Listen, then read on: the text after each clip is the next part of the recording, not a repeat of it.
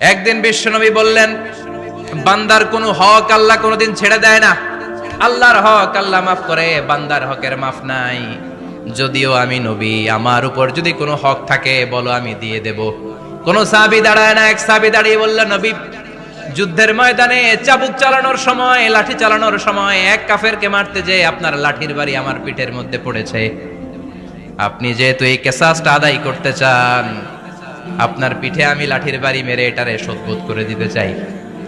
সাইয়েদনা ওমরে ফারুক হাতের জামা এরকম পড়তে শুরু করছে, আয় এদিকে আয়, তোরে শোধবোধ করাই। বিশ্বনবী বললেন, ওমর রাখো, এটা বান্দার হক, মিটাতে দাও। বিশ্বনবী বললেন, আসো, তুমি এসে আমার পিঠে লাঠি দিয়ে চাবুক দিয়ে বাড়ি মারো। সাহাবী বলে, ও নবী, তখন দুর্ভিক্ষের সময়ের যুদ্ধ ছিল, আমাদের গায়ে জামা ছিল না। যখন আপনি আমার চাবুকটা পিঠের মধ্যে মেরেছেন, আমার পিঠে তখন জামা ছিল না।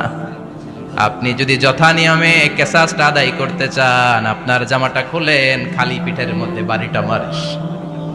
এবার আর ওমরে ফারুককে ধরে কে? এদিকে আয়, তোরে দেখাইতেছি। বিশ্বনবী বললেন, ওমর থামো, মারতে দাও। বিশ্বনবী উনার জুব্বাটা উপরের দিকে উঠালেন, পিঠের মধ্যে বাড়ি দেওয়ার জন্য ওই সাহাবীকে ডাকলেন। ওই সাহাবী বিশ্বনবীকে পিছন দিক থেকে জড়িয়ে ধরে ওই মোহরে নবুয়তের মধ্যে চুমু দিয়ে ফেলেছে। সাহাবী বললেন, নবী গো, এই নাটক করার জন্য আপনি আমারে মাফ করে দিয়েন। আপনি বিশ্বনবী, উদম গায়ে আপনারে দেখা যায় না, খালি গায়ে আপনারে দেখা যায় না। শুনেছি আপনার পিঠের মধ্যে মোহরে নবুয়ত আছে। অনেক দিনের সাধনা, জল্পনা কল্পনা, আপনার মোহরে নবুয়তে আমার ঠোঁটটা আমি লাগাবো।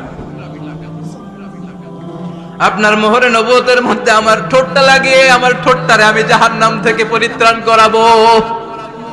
এজন্য প্ল্যান প্রোগ্রাম করে এতক্ষণ আপনার জামাটা খুলতে বলেছি।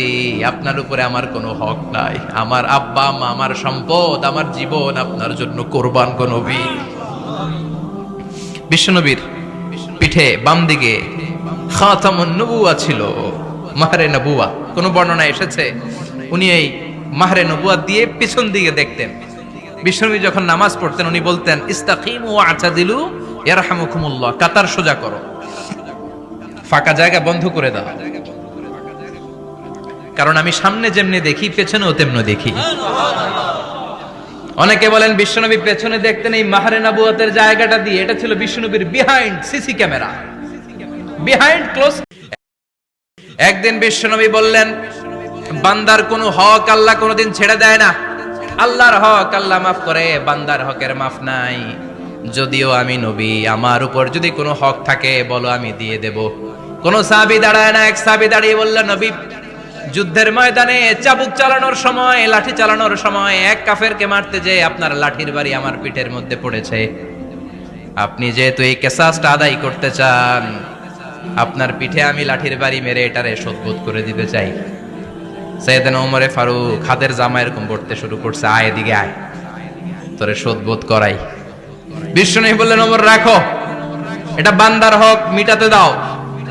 বিশ্বনবী বললেন, আসো, তুমি এসে আমার পিঠে লাঠি দিয়ে চাবুক দিয়ে বাড়ি মারো। সাহাবী বলে, ও নবী, তখন দুর্ভিক্ষের সময়ের যুদ্ধ ছিল, আমাদের গায়ে জামা ছিল না।